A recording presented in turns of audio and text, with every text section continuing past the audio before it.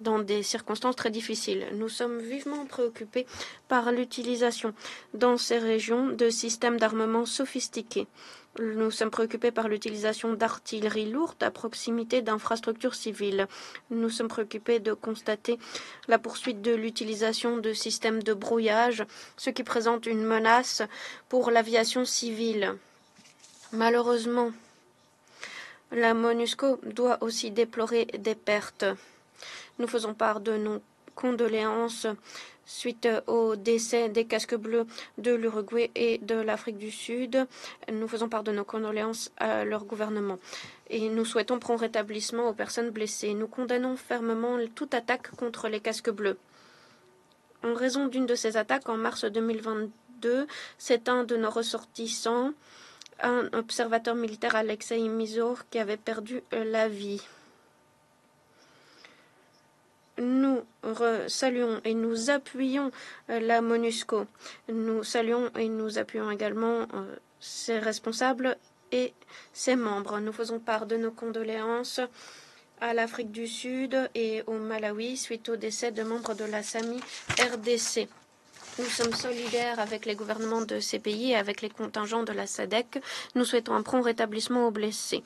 L'escalade de la situation suite à l'échec du sommet de l'année dernière nous démontre le prix à payer lorsque les instruments politiques échouent.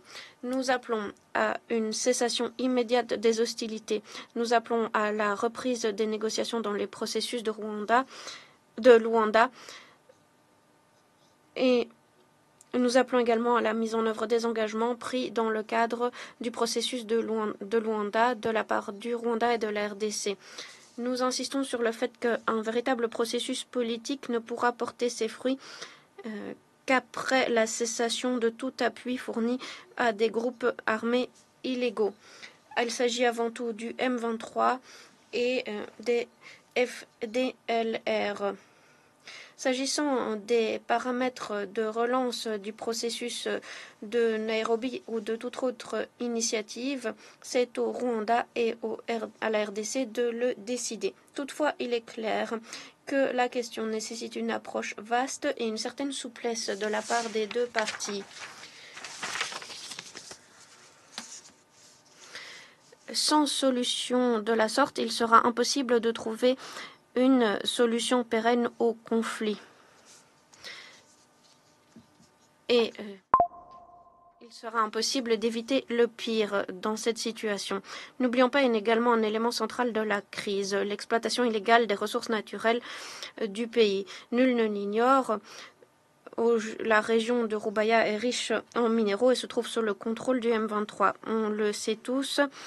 Ces activités criminelles impliquent également des acteurs que nous connaissons tous et qui s'enrichissent grâce à la contrebande de ressources naturelles entachées de sang dans l'est de la RDC. Nous sommes convaincus que la lutte pour l'accès à ces minéraux stratégiques constitue une des raisons centrales de la poursuite de la crise dont nous sommes les témoins.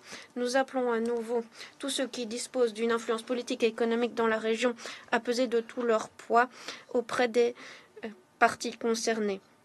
Cela devrait nous permettre d'éviter une escalade comme nous avons pu le voir lors de la situation qui prévalait en 2012 et 2013. Dans le même temps, tous les autres membres du Conseil de sécurité doivent continuer de réagir de façon adéquate aux événements qui se déroulent dans l'est de la RDC. Nous comptons que nous pourrons trouver des moyens de mettre fin aux souffrances de la population civile et de garantir la reprise des négociations. En guise de conclusion, j'aimerais indiquer que nous ne devons pas non plus oublier que l'instabilité dans la région des Grands Lacs est en grande partie un reliquat de l'ère de la colonisation. C'est à cette époque que les grandes métropoles ont placé les bombes à retardement dont souffre aujourd'hui la région. Nous constatons que les Congolais sont las de ces violences et souhaitent simplement vivre sur leur territoire. La Russie, en tant que membre permanent du Conseil, mettra tout en œuvre pour que cela se concrétise. Je vous remercie.